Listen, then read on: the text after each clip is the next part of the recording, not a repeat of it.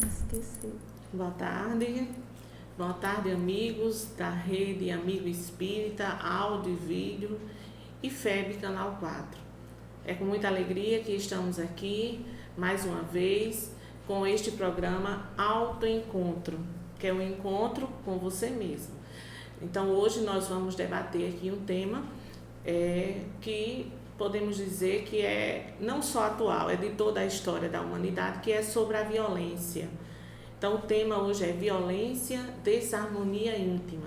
Mas para iniciarmos essa atividade, nós vamos, como é de hábito de toda a atividade espírita, iniciarmos e encerrarmos com uma prece. Sendo assim, eu vou pedir a Josefa Vênus para proferir a prece inicial.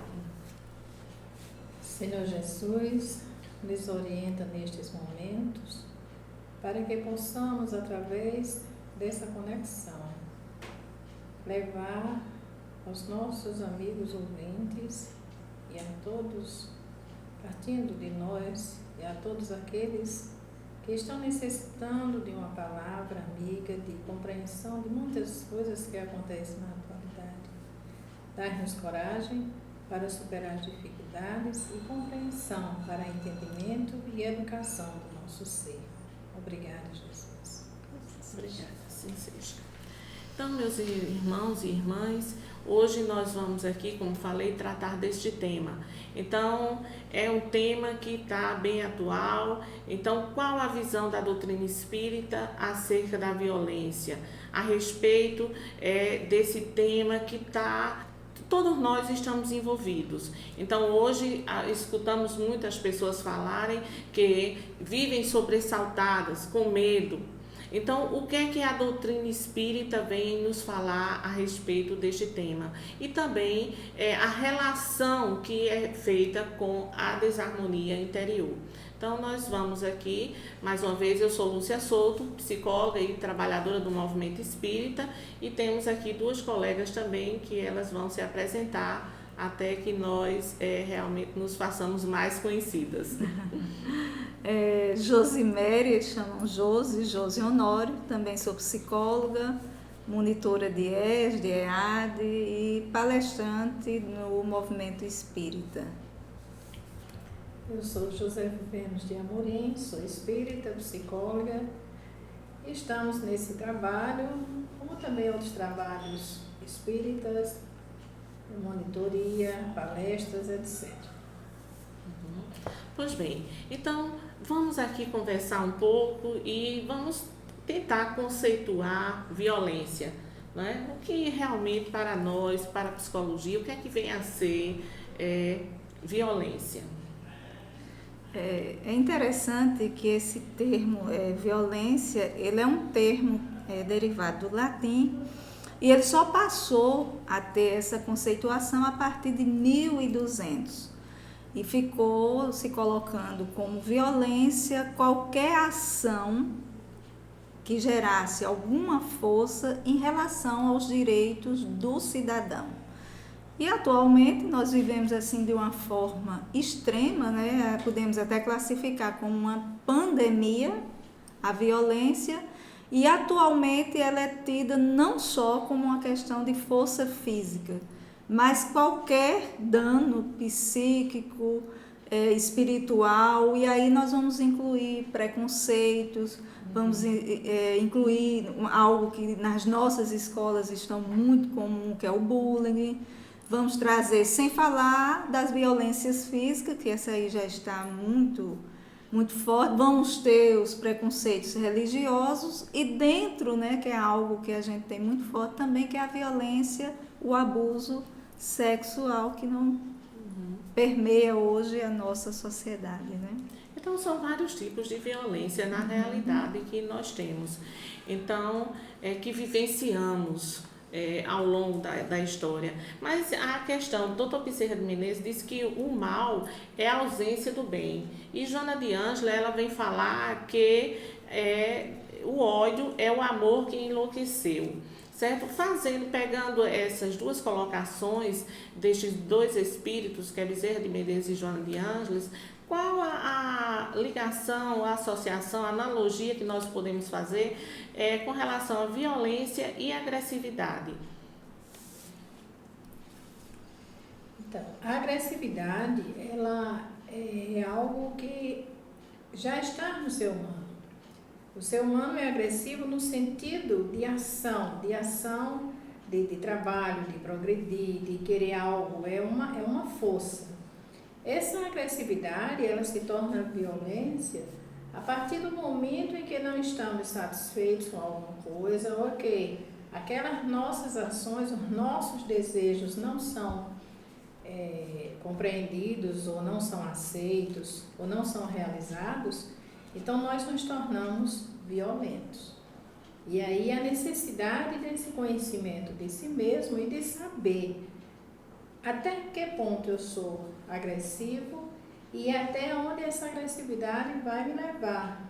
Porque eu posso trabalhar essa agressividade, ela está no ser humano para ser trabalhada, construída no movimento para o bem.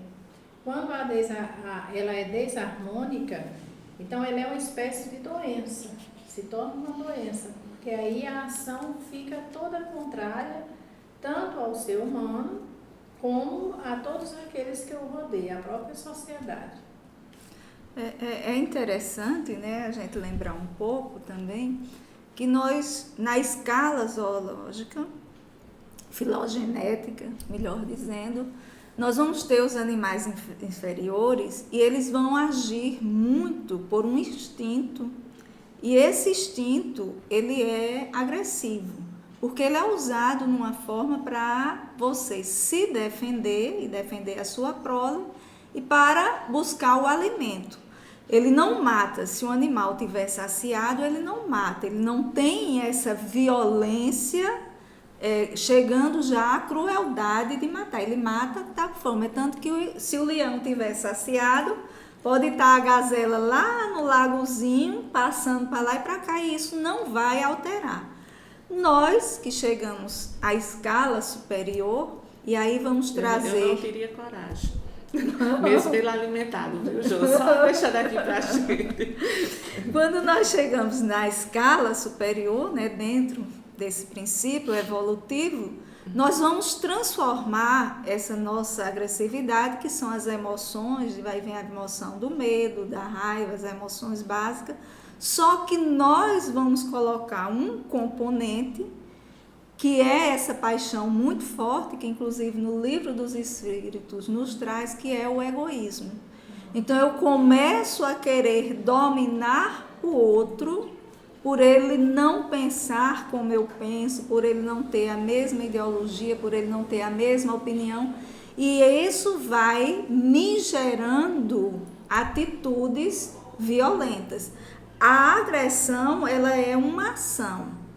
A reação dessa agressão, ela vai se trazer em forma de violência. E eu gosto de lembrar aqui aquela passagem de Pedro, né, quando Jesus está lá no Horto das Oliveiras, que os soldados chegam para prender Jesus, e Pedro, ele tem, né, aquele ato de prender Jesus como um ato agressivo, até porque Jesus era não violência. Foi um dos primeiros que nós temos na história que defende a não violência. E Pedro automaticamente pega a espada, né, e decepa a orelha do soldado romano. E aí Jesus vai e diz para ele, né, com quem fere com a espada será ferido. É o primeiro movimento de não violência, e toda a mensagem do Cristo era essa: não revidar. Quer dizer, nós vamos ter esses momentos de agressão, mas aí vem o princípio de trabalharmos, de educarmos, que era a mensagem, né? Amar os inimigos, era essa a proposta, né, do Evangelho do Cristo. Então nós temos, pela necessidade material, trazemos esse instinto, esse princípio agressivo, mas não no sentido de ferir o outro, mas no sentido de nós nos defendermos, né, até para conservar a nossa vida. Mas o que nós estamos percebendo hoje é que a violência, ela não perpassa a questão de você se defender, mas ao contrário, né? De você prejudicar e ferir o outro. Pois bem, então a gente vai vendo que a questão da agressividade, da violência, é uma questão interna. É uma questão que está dentro de cada um, por isso que aí está o nosso tema, violência e desarmonia íntima. Quer dizer que dentro dessa desarmonia íntima, é o sujeito frustrado, o sujeito que realmente não consegue aquilo e traz consigo essa, digamos, questão da competitividade, ele termina por não conseguir e vai de encontro ao outro de uma forma violenta.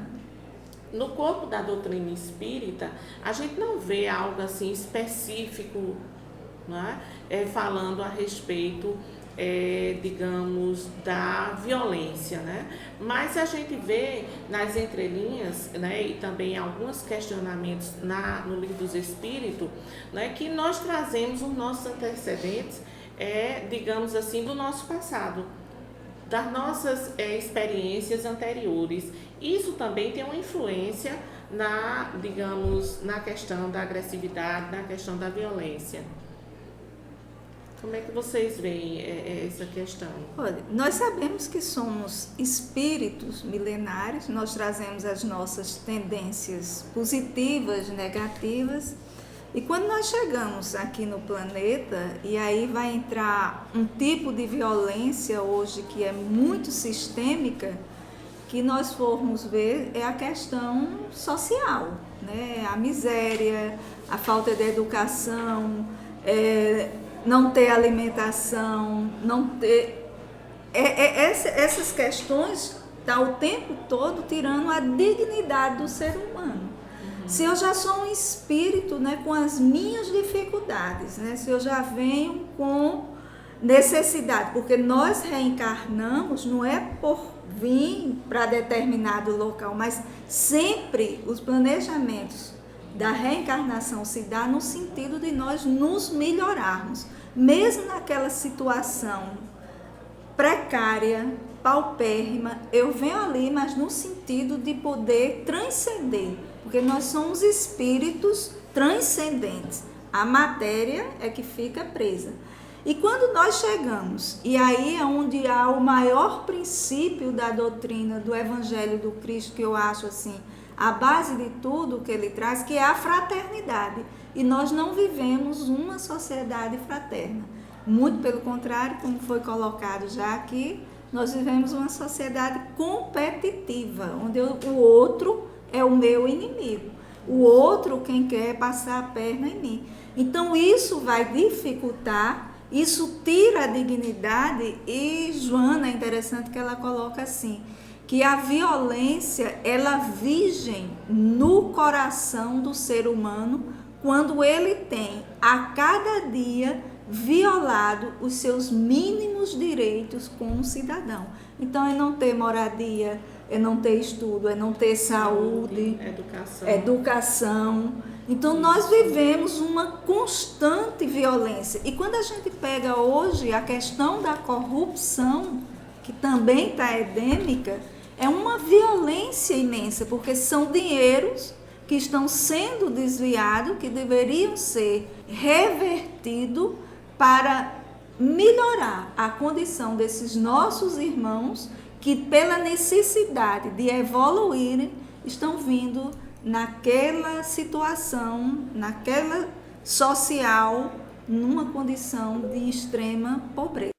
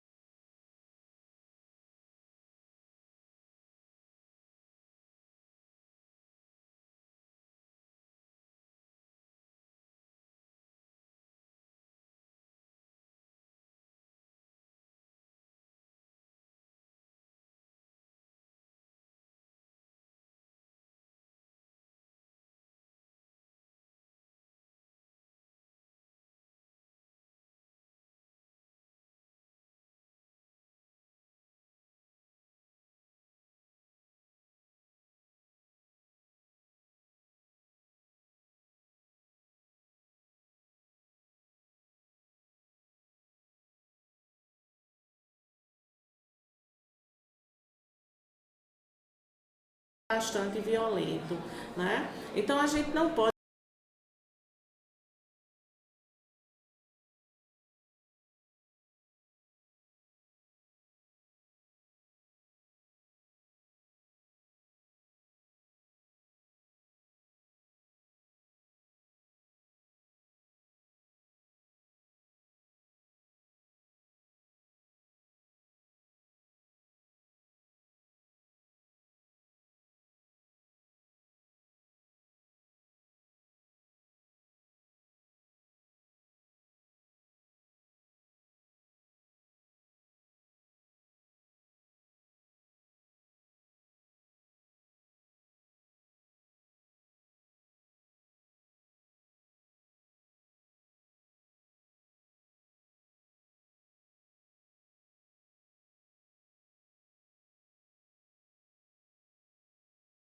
dois, depois da próxima vez mais, e essa criança vai ficando sempre com aquele desejo saciado e criando outros desejos e se tornando violento no sentido em que tudo aquilo que eu quero, eu posso, eu tenho. Então, ele se torna violento desde a educação do lar, porque ele não tem limite. E aí vai para a escola, e na escola ele bate no colega, mas o pai diz que é normal. E vai para o trabalho, se torna um adulto, vai para a universidade, e lá continua querendo bater no professor, vai para o trabalho e continua. Então, é um ser humano que ele educou-se na violência, já pela sua falta de limite na própria família. Nós temos aqui uma interação da Fernanda Lima, que ela fala assim, que viu nas redes sociais o comentário de uma pessoa que fala que desde pequeno, nas comunidades, as crianças convivem com a desvalorização da vida. Por isso que temos os menores de idade envolvidos na violência. Então, essa é uma questão muito importante e interessante.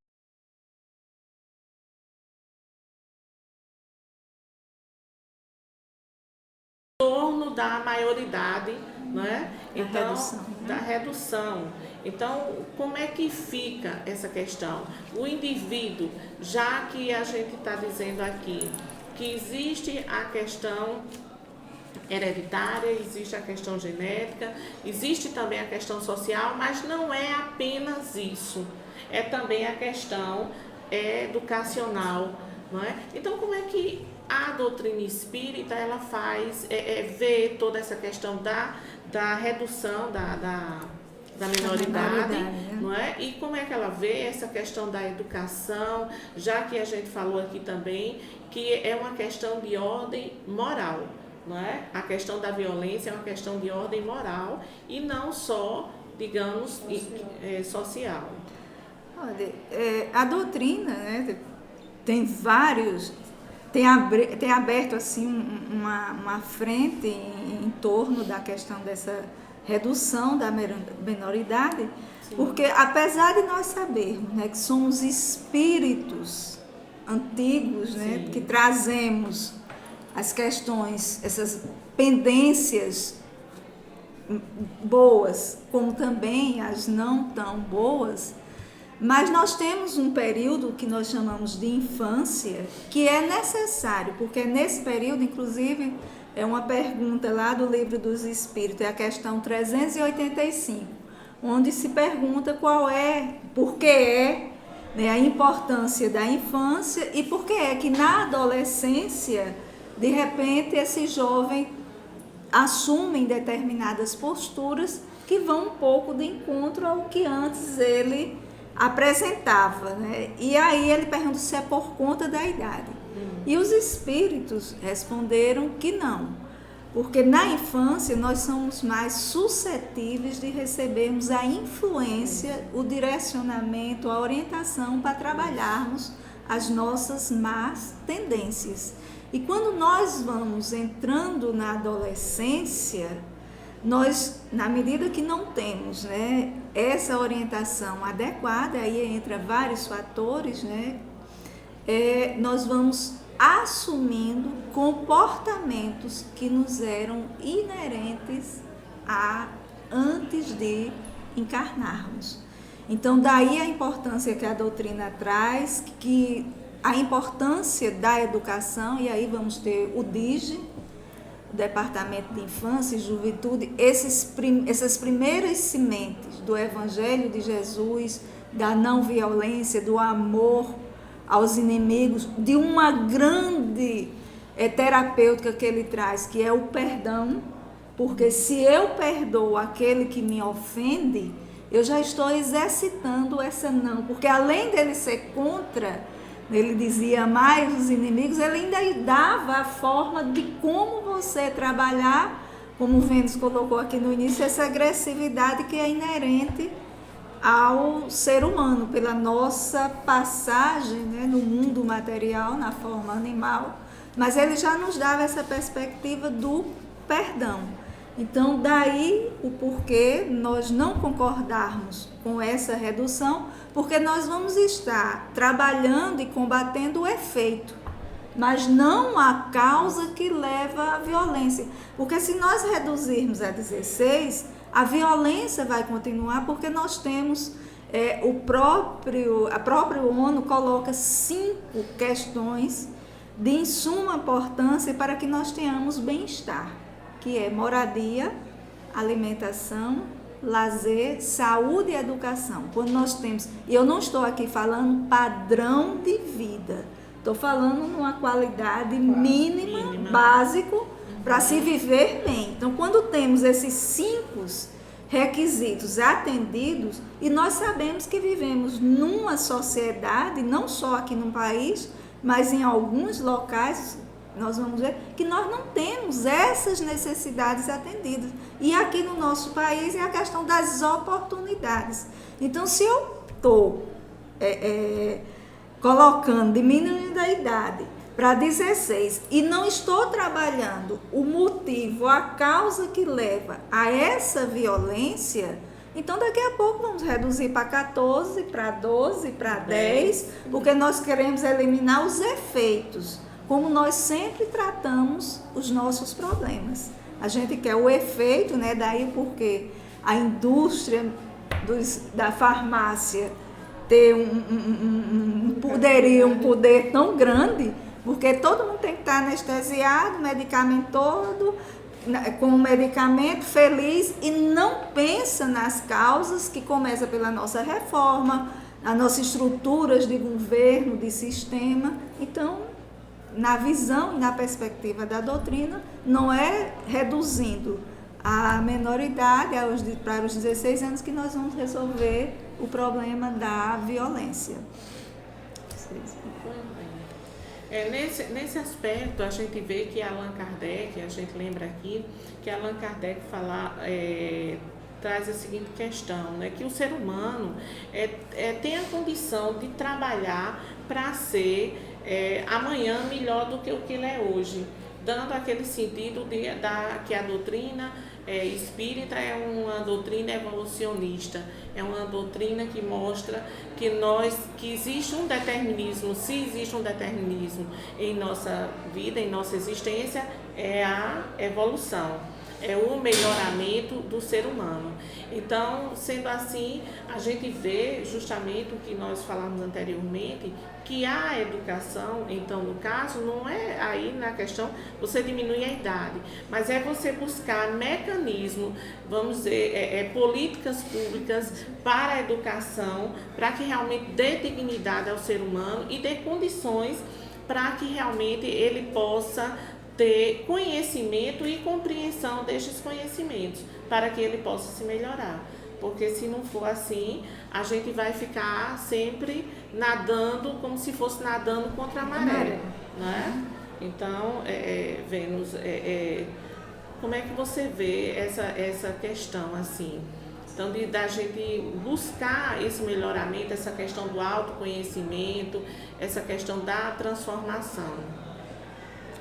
Isso aí, e aí nós recorremos a Joana de Ângeles, quando ela fala no autodescobrimento, né, o ser consciente. Quando você se torna consciente das suas fragilidades e começa a trabalhar essas fragilidades, como o próprio egoísmo, a forma que Josi falou, Que é esse egoísmo que nos faz ficar querendo sempre tudo. Eu quero tudo para mim, para o outro nada. E isso já é uma violência. Porque onde está o mandamento do Cristo, quando ele diz, ama o próximo como a ti mesmo, deseja ao outro aquilo que desejas para ti. E nesse sentido, quando o ser humano ele começa a se trabalhar, a ter consciência das suas, vamos dizer, dos seus erros, mas das suas dificuldades, então, e começa a trabalhar essas dificuldades, essa violência começa a diminuir, porque eu começo a ver no outro um ser humano igual a mim, uma pessoa que necessita de algo para sobreviver, que necessita do alimento, da saúde, e começa a trabalhar isso. Essa consciência, se está nos homens que estão no poder e que estão assim com todas as leis e favoráveis, e dinheiro e tudo mais, e que são os responsáveis pela administração do país, então, se eles têm essa consciência que o outro que está lá numa comunidade bem distante, que não é alfabetizado ainda, que não tem nenhuma condição de trabalho, que está desesperado, com fome, com frio, e quando esses que estão no comando perceber que não é só uma lei essa lei vai modificar isso, não é isso. E vem a questão das políticas públicas para esse melhoramento desse ser. Então é uma questão de consciência, educação e consciência. Essa consciência que deve estar em todos nós, e principalmente naqueles que são responsáveis pelos governos, as mães, né? Vamos a partir do lar, a partir do nosso lar. Então, todos aqueles que têm a responsabilidade da palavra, têm a responsabilidade de levar algum conforto a alguém, e ele tem a consciência que aquele ser humano que está ali, mesmo sendo violento, tendo cometido algo, o que é que está por trás dessa violência? O que é que está por trás desse ser humano que de repente ficou assim cometeu uma coisa, um crime terrível? Todos nós ficamos muito sofridos com os crimes que estão acontecendo por aí. Mas às vezes nós dizemos também que são pessoas que têm baixa renda, mas às vezes também não é. Às vezes essa violência vem de alguém que não necessita de nada disso, tem tudo, e no entanto é capaz de matar um ser humano, colocar fogo no ser humano, como a gente já vimos casos, esse caso que ocorreu em 1999, parece. Brasília, né? Em Brasília, que os rapazes, o índio Pataxó. Mataram um índio, dizendo, não, pensei que era um mendigo. E qual é a diferença do presidente, do índio e do mendigo? Não é um ser humano? Isso quer dizer o que você falou nos jovens, não é, que cometeu esse crime bárbaro em Brasília com o índio Pataxó. E aí eu fiquei aqui pensando, digamos, nós podemos constatar, digamos, que se é uma questão que nós já trazemos de experiências anteriores, não é? Então, acreditamos nessa questão reencarnacionista e, de repente, esse espírito ele está aqui de volta dentro de uma família. Então, a família tem um papel preponderante aí na educação também desse indivíduo. E a família, ele tem essa condição de perceber, porque às vezes o indivíduo, já desde pequeno, ele já tem uma certa crueldade. Ele apresenta uma certa crueldade. A gente vê o quê? Crianças que pegam um gato, por exemplo, e roda o gato e joga lá na parede. A gente vê, eu tive a oportunidade, quando trabalhei numa escola, e de um jovem adolescente, não é? E numa redação que ele fez, e ali a gente observou, junto com a professora de literatura na época, que ele falava a respeito que a mãe criava uma galinha, e essa galinha tinha uns pintinhos, e ele quebrava a cabeça dos pintinhos. Então, quando tinha. Então, e muitas vezes o que é que acontece? A família acha graça. A família acha interessante aquele ato da criança. Então, e já é uma forma dele estar ali apresentando o que é que aquele espírito traz. Então, é um momento da gente, digamos que é o papel da família de reeducar, não é assim? É interessante que aí também, quando você traz esse componente, Lúcia, aí a gente ter o cuidado assim também para definir, porque tem essas violências que hoje estão acontecendo e não deixa de ser um desajuste, mas vamos ter uma outra violência, né, que entra bem nessa questão dessa crueldade, que é o que nós iremos denominar de psicopatas. E muitas vezes nós já vamos percebendo comportamentos que, por mais que você traga, mas quando se apresenta esse instinto de crueldade, aí já não está dentro de um âmbito, se pudermos dizer, de uma normalidade, aí já está entrando no âmbito de um transtorno mental, de uma patologia que muitas vezes você perde essa capacidade de discernimento porque você começa a trazer alucinações, manias, né, de perseguições, delírios, que aí já foge um pouco dessa patologia que hoje nós estamos falando, que é mais uma patologia social por uma sociedade permissiva, que não dá limites quando Vênus coloca. Nós educamos com violência, nós estamos assim, escutamos muitos pais dizendo assim, olha, você não tem como se relacionar com fulano porque eu não quero, você tem que fazer como eu quero. Eu que mando. Depois nós aí, olha, você não tem que escolher essa profissão, porque essa profissão não dá dinheiro não, você tem que fazer aquela outra.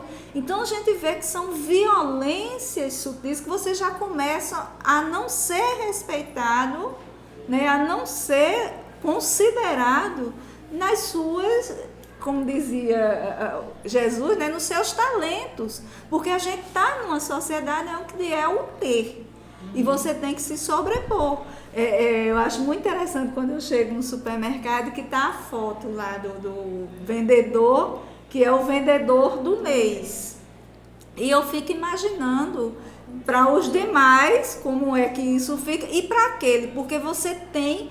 Se nós temos um DNA, porque nós fomos criados pelo amor, se nós temos o DNA da fraternidade e nós vivemos numa sociedade em que o tempo todo você tem que derrubar o outro, isso é um pouco, né, metaforicamente, entre os anos, esquizofrênico. Porque eu tenho internamente, e aí o que a doutrina traz, nós temos esse germe do amor, da fraternidade, da luz, e externamente eu estou o tempo todo sendo incentivado para competir com o outro, para ver o outro como meu inimigo, para ver o outro como meu rival. E nós vivemos hoje essa sociedade do preconceito, né, do racismo, da corrupção, que está gerando toda essa violência, né? A gente vê assim, então a doutrina espírita entende o espírito, tanto encarnado ou desencarnado, então dentro desse contexto, aquele que age com violência como um indivíduo, um doente espiritual, certo? Uhum. E não só simplesmente um produto do meio, como muitos querem colocar, né? Então é interessante. Daí a gente vê essa necessidade, quando a gente fala de educação, né, eu entendo que a gente não está deixando essa educação, evidentemente, só no âmbito escolar, acadêmico, mas é uma questão também de valores que são colocados dentro dessa família, para que onde esse ser nasceu, para que ele vá, já que nós temos esse DNA do amor, não é? Todos nós, então não existe aquele fatalismo, como diz assim, esse não tem mais jeito, não é? Mas existe aqui aqueles casos, como a gente viu, até os 18 anos, não é? Então a gente teria, o indivíduo ele teria mais condições, já que o jovem ele é muito influenciável. Quando ele entra na fase adulta, não é assim? Então na fase adulta a gente já teria mais um pouco de dificuldade. Então como digamos, o que fazer com esses violentos que estão por aí?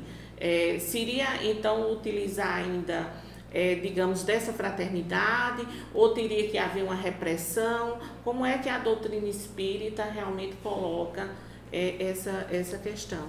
Então, a gente teria que reprimir, teria que socializar, porque a gente vê também na literatura espírita, digamos, muitos casos em que realmente precisa-se de quê? Precisa-se de uma repressão.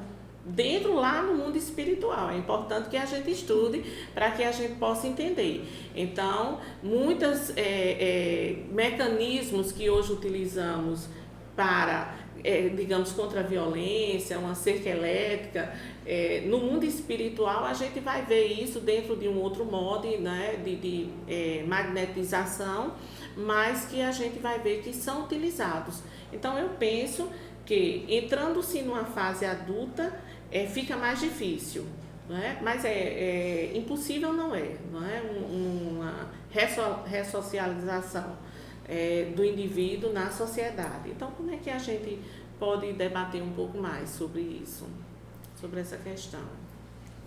Bem, eu acredito muito na questão do amor. Agora, amor, é um amor assim bem... É amor mesmo, né? Amor do Cristo. Porque se a violência gera violência... É violento, desculpa, Vênus, mas é violento aquele que, digamos, ele não vai lá fazer a violência, mas ele fica aqui na torcida que o outro faça. Digamos, alguém matou, estuprou e eu estou aqui, né? Eu não vou lá fazer nada, mas eu estou aqui na torcida. É bom que pegue. É bom que lá na prisão ele realmente passe pela mesma coisa. A gente considera também assim violenta essa pessoa que fica aí na torcida? É violento. Um exemplo, nós estamos assistindo a televisão e surge um caso em que aquele rapaz que matou agora na igreja, matou 8 ou 9 pessoas. E de repente, qual é a torcida? Quem será? É bom que pegue. Lá é bom porque lá tem a morte, lá tem pena de morte. Então, isso é violência. Qual é a vibração que eu estou emitindo para essa criatura? Ele cometeu a violência? Cometeu. Ele vai passar pelo processo, pela lei de ação e reação? Vai. Isso aí não tem coisa para mudar isso, não. Ele já tem o próprio vamos dizer assim, a própria carga que ele vai carregar e vai ter que cumprir. Ele já tem os débitos dele. E aí eu fico ainda pedindo, é bom que tenha pena de morte, porque só assim aquele cara não mata mais ninguém. E nesse mesmo caso que estamos citando, que aconteceu agora há poucos dias, eu achei interessante, porque na hora que pegaram lá e tudo, uma das moças, que era irmã de um dos que morreram na igreja, disse que sentia muita falta de abraçar o irmão, mas perdoava o assassino. E faz pouco tempo isso. Isso é amor, olha a vibração. Ela perdeu o irmão, mas ela disse no mesmo momento, eu sinto falta dele, mas eu perdoo. Enquanto muita gente que nem conhece está torcendo, que bom que tem pena de morte. Então, a pessoa que está pensando assim é violenta também, está expressando sua violência. É interessante que a gente comece a ver os graus de violência, né? Porque é interessante que o medo não condiz com a não violência. Para eu ser não violento, eu tenho que não ter medo. Né? Que era isso que Gandhi, Martin Luther King, eles pregavam. Era a mudança pela não violência. Por isso que eu não passava lá na frente do leão, mesmo que ele depois que ele tivesse alimentado. Jesus, quando ele faz todo aquele passo, né, de ir ao Calvário, à cruz, a morrer, ele foi não violento.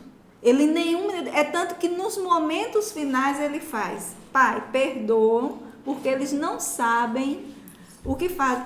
A dificuldade é que eu não estou dizendo que eu sou diferente, né? Nós estarmos aqui dialogando e de repente, quando a gente sai, acontece, é uma prova muito grande de não violência, de perdão, é um exercício, mas aí O medo, ela é uma emoção interessante, porque o medo é a falta de confiança em Deus e em mim mesmo e nas circunstâncias da vida. Porque se eu acredito, né, e aí é quando entra essa proposta da doutrina, que ela é uma proposta de futuro. O que o Cristo nos dizia, que o meu reino não é deste mundo. Se a gente começa nessa perspectiva, nesse trabalho, é um trabalho interno. Porque a gente falar do Evangelho do Cristo, muito bonito. O difícil é vivenciar o que ainda não conseguimos, que é essa a grande proposta, é essa a proposta da doutrina da reforma íntima, de eu começar essa mudança por mim.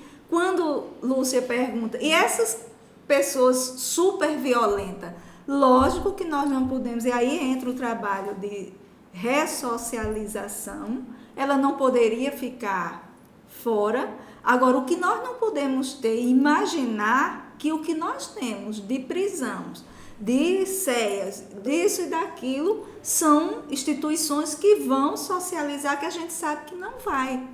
Por isso a grande preocupação de a gente saber que um adolescente que você pode reeducar e ir para um presídio, o que nós temos são escolas do crime, e ele chegando lá dentro, ele vai ser um aprendiz. Então, teríamos que tirá-lo da sociedade, e não um programa feito para atender esse clamor imediato da sociedade, mas é um projeto, porque quando a gente trabalha com prevenção, é projetos caros que vão se tornar financeiramente rendável e barato a longo tempo, no futuro.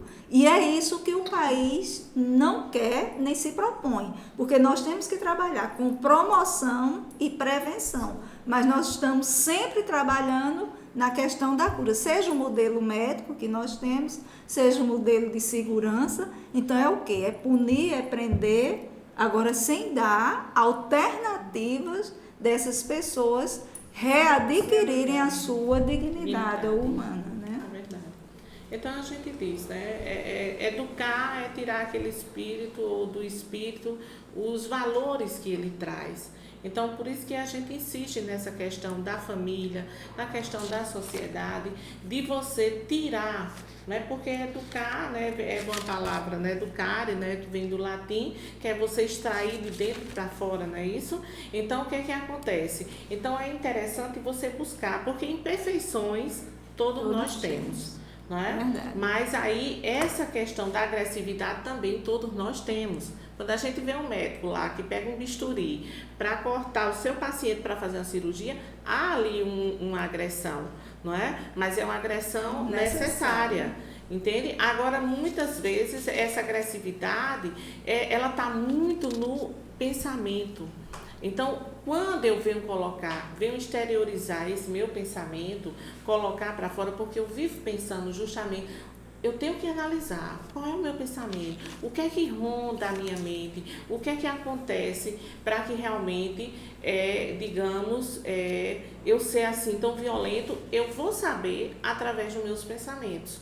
O pensamento, ele tem um papel fundamental nisso, e é importante a gente entender que é através dele também nós podemos fazer esse autodescobrimento, esse autoconhecimento, não é, que é necessário ao ser humano. Então, é você avaliar, analisar o seu pensamento, não é? O que é que eu desejo, não é, para mim, para o próximo, principalmente, não é, diante das circunstâncias, desses contextos violentos que a gente assiste aí a todo instante nas mídias, nas diversas mídias.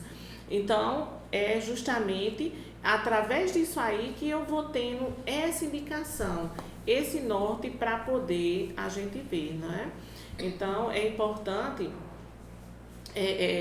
que a criança, então, nesse caso, que sempre mostra o seu lado agressivo, esses pais estejam atentos para ensinar, educar, né, com a nobre, podemos dizer assim, uma nobre finalidade de corrigir, né, de ensinar e de mostrar, e não simplesmente de achar graça, mas criar hábitos salutares para o indivíduo, que eu acho que aí é isso que falta, né, Josi, nessa questão dessa, digamos, dessas pessoas ou desses indivíduos que são colocados dentro de uma prisão e que lá eles vão ter digamos assim, fazer uma formação, um PhD na criminalidade. Então, eles não vão ter, digamos, não vão ser levados a criar hábitos salutares, que é importante nisso aí, não é? Então, educar justamente corrigir, criar hábitos novos, e a gente tem que ver, é fundamental, nós já falamos aqui, mas nessa questão dos diversos tipos de violência, né? Que a gente pode ser a violência do grito, a violência física, a violência psicológica, a violência do ciúme, do silêncio, da indiferença. Então, isso são várias formas de violência. Mas quando a gente fala em violência, dá a impressão, vocês duas aí podem ajudar nisso, parece algo lá muito distante, que está numa prateleira e que parece que não está aqui entre nós. Mas é importante porque não vamos esquecer do título do nosso programa aqui, que é autoencontro. Então, não é? Não está lá na prateleira, é um encontro com você mesmo, e a gente quer que justamente seja feita essa reflexão em torno dessa questão da violência em mim, não é? E é interessante, a gente sempre imagina assim, quando diz a violência, aquele ato extremo. Uhum. Né? É esse que causa. Violência é só isso. Que é só isso. E a gente não esqueça que aquele ato extremo antes né, passou por uma pessoa que imaginou, né, elaborou, para que se chegasse àquele extremo. Né? Então, ela inicia-se em nós. E é interessante que Joana, ela tem um livro que ela diz que a violência é a doença da alma, que a sociedade permitiu que se alastrasse. Né? E aí, realmente, aí ela, é interessante porque ela tira o enfoque dessa questão social, e ela traz para uma questão realmente do espírito. Né? Nós todos somos ainda violentos, né? Vamos aqui variar os graus, né? E é interessante que todas as religiões, ela coloca em amar o próximo e o não matar. E aí eu acho que esse pega, assim, bem o sentido da violência, porque esse não matar não vai ser só físico. O não matar psíquico, né? Que é esse o mais sutil, o bullying, quem participa em escola, tá? Cada dia mais. Hoje, né, eu estava ouvindo uma reportagem sobre aquela Maju da Globo, né, da questão do tempo. Sim. Que ela é negra, e alguns comentários que fizeram, né, comentários racistas, porque ela agora está no Jornal Nacional, e como se assim não fosse permitido, por conta da cor, ela ter condição. Então, você vê que a violência, né, pelo Facebook, pelo preconceito. É o preconceito. E muito forte hoje nós estamos vendo essa questão da violência Estão levantando essa bandeira. Essa bandeira. E através dos internautas, né? Se vê atrás como se não fosse aparecer essa violência, como chegar e explodir uma bomba, né? Matar os 8, como você trouxe da igreja nos Estados Unidos, mas é uma violência sutil que vai manipulando a massa, que é o grande perigo também da violência, né? Que talvez seja até pior do que uma violência que é cometida assim de imediato, inesperada, porque é uma violência que está minando as mentes de milhões de pessoas. É algo assim numa proporção muito grande e que vai trazer coisas assim desastrosas. Né? Pois é. Então a gente viu que realmente a violência é uma desarmonia íntima, né, do ser humano. Então, e que nós trazemos, não é isso? E que nós trazemos essa desarmonia já, que é uma questão espiritual.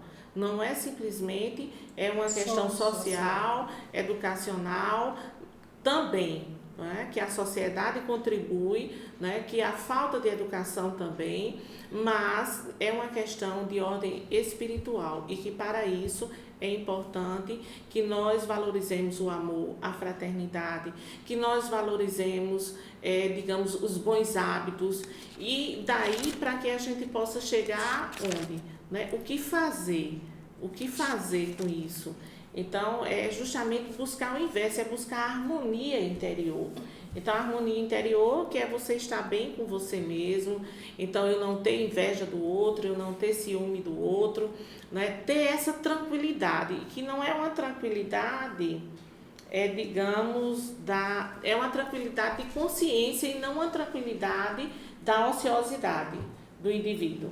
Não é? Então, que às vezes a gente pensa assim, eu estou bem, estou tranquilo, então é como se eu não estivesse fazendo nada. Então, quem não faz nada, né, não está fazendo bem, né, também. Não faz o mal, não faz o mal, mas também não faz o bem. Então, é interessante aí a gente ir pensando por essa perspectiva.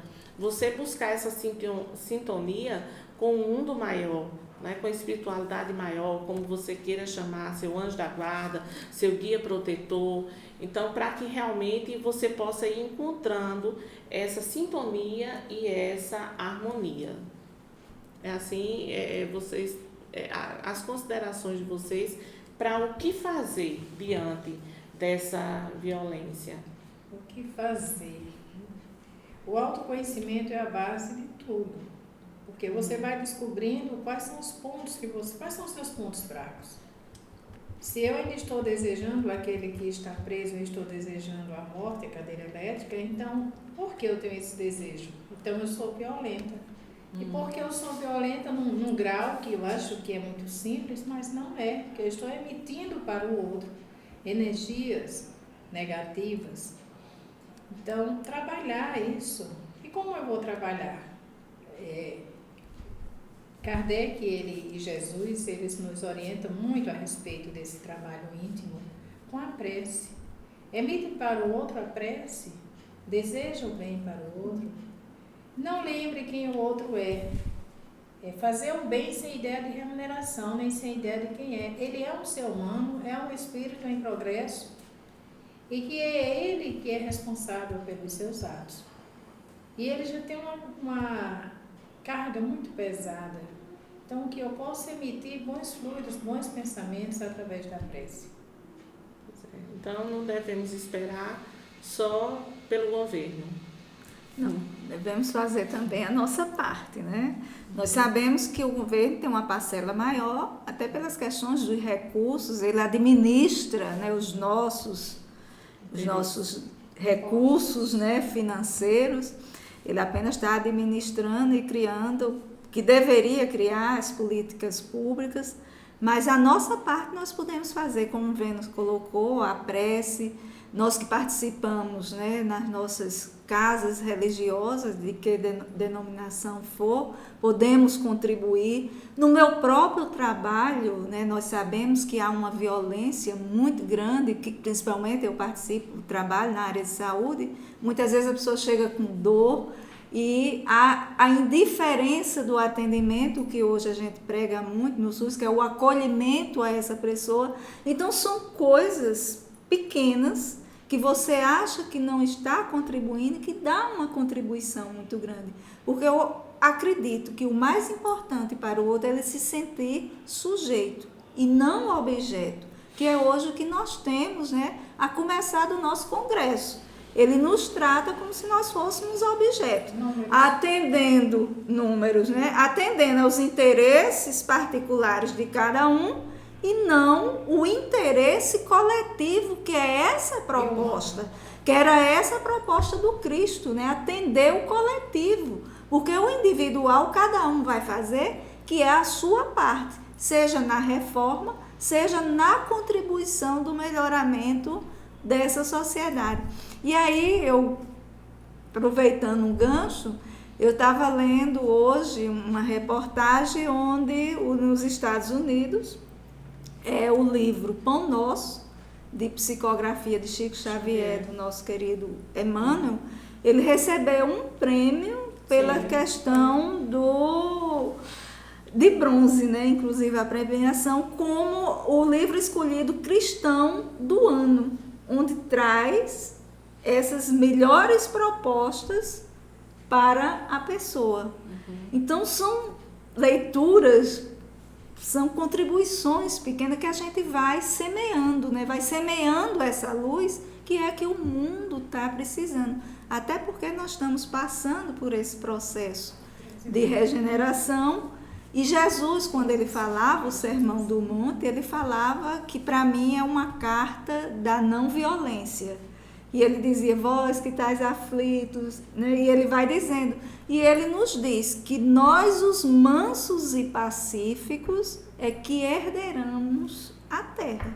Então é importante que a gente solidifique essa mensagem da não violência. E para isso, nós em nossos locais de trabalho, lá na nossa religião, no trânsito, nós comecemos a vivenciar essa não violência. E qualquer momento que a gente se sinta receoso, a prece.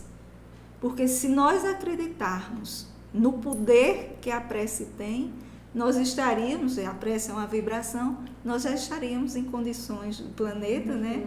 Já estaria tão menos tenebrosos, né? Pois bem, então sendo assim, a gente vai ver que a harmonia é fruto de agirmos com bondade, sendo grato a Deus, então buscando a honestidade, colocar nossas forças interiores em favor do progresso, apesar das adversidades. Então nós vamos chegando a esse estado de suavidade. E aí é dessa forma que nós vamos evoluindo, porque também a harmonia, assim como a violência, não está lá na prateleira, é uma construção nossa. Então, o que nós vamos fazendo a cada instante e a cada minuto. Então, para todos aqueles que estão nos assistindo agora, nós vamos deixar aqui um grande abraço, vamos fazer ainda a nossa prece, mas vamos deixar um grande abraço. Até o próximo mês, primeiro sábado de cada mês, nós estamos aqui nesse autoencontro, trazendo algumas questões. E no próximo mês, no mês de setembro, de agosto, nós estaremos com o tema depressão. Então, para você que quer saber um pouco mais, o tema será depressão. Então, nós agradecemos a espiritualidade maior, a Deus, agradecemos aqui as colaboradoras também do programa, a Josi Honório, a Josefa Vênus e também ao Vitor que está aqui conosco e a Fernanda Lima também. Um grande abraço e a todos vocês. Então, vou pedir a Josi para proferir a prece final.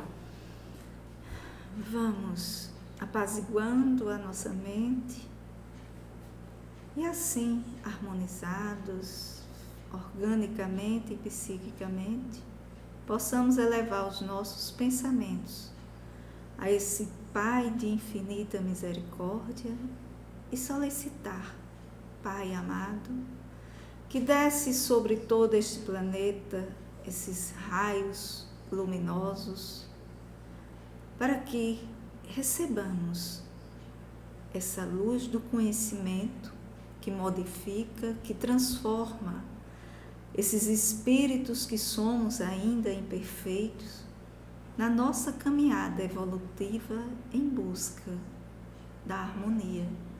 A todos aqueles que se encontram em aflições neste momento, que possam receber essa luz, consolando e orientando aonde buscar ajuda. Que possamos aqui, Pai, todos hermanados em um só pensamento, pedirmos por todos os nossos irmãos, encarnados e desencarnados, que ainda não conseguiram encontrar a paz. Que a luz, que o amor do nosso irmão maior Jesus se faça presente em nossas vidas, hoje e sempre. Que assim seja. Graças a Deus. Muita paz.